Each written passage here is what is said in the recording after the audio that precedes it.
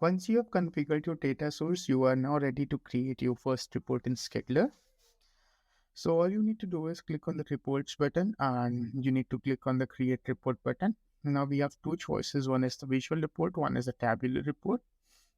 So tabular report is more of Excel and CSV oriented, and a visual report is more of a graph and visualization and chart based report where you will get a lot of option to customize the reports as well. I'll choose visual report and I'll choose the data source that I created, in this case Grafana. Then I can select my organization. For example, I chose main org and I chose charts as my dashboard. Click on the next button to proceed. Now there you have two options. One is the dashboard snapshot report and one is the smart layout report. In the dashboard snapshot report, it will basically give you a report which would be same as the replica of your Grafana dashboard. If you choose the smart layout, you would be having multiple options to customize, like creating templates, giving different type of charts, design, as well as elements. So I'll choose with the smart layout. The first thing I would give my report is a name. For example, in this case, uh, monthly report.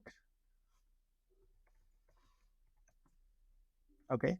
The second thing is I would like to give my report a template. So we have two by default template. You can also create more and more template as per your use case, and I will apply this template to all the pages. You can also customize the different header and footers of this template and inserting a welcome or a thank you message. So this is by default, which is given to us.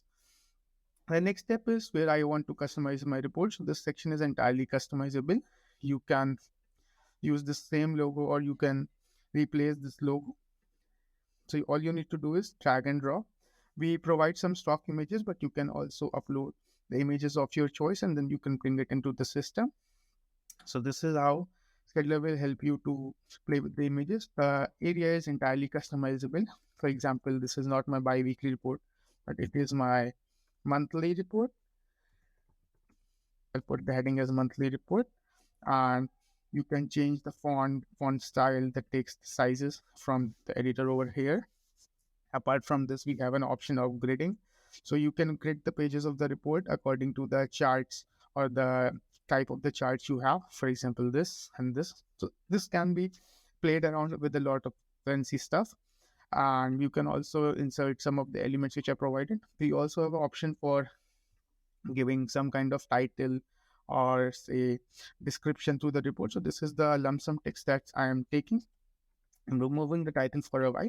And now come the fun area. The fun area is chart area. So all the charts which are present inside my dashboard, which I just chose, would be available over here. So I am placing the charts over here. These charts are also resizable charts. So you can resize them or you can reposition them as you want them to appear inside your reports. You can drag and drop the chart simply in your environment. And if you want all the charts, you can just select them and click on add all the charts to the report.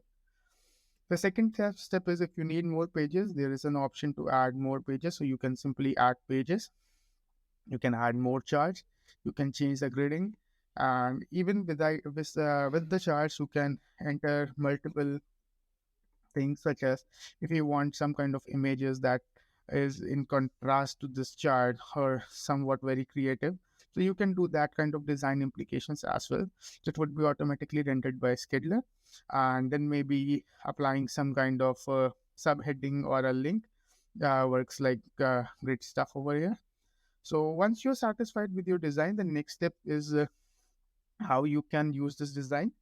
So you can export it into the multiple formats. So currently we have PDF, PNG, HTML, Excel, and CSV. So you can export it into the various formats available, or you can simply download the report into the PDF form by using the buttons over here.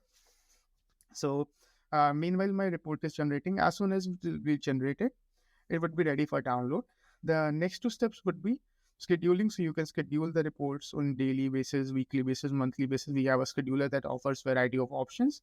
And then is the distribution part. So you can configure a notification channel. For example, I have multiple notification channels. So you can use this Outlook as well. And then you can send out the mails to the, we will be talking about Outlook in the next video. And this is the preview of the report. So this is how my customization would look like. Let me know if you have any questions regarding this. So stay tuned for the Outlook video.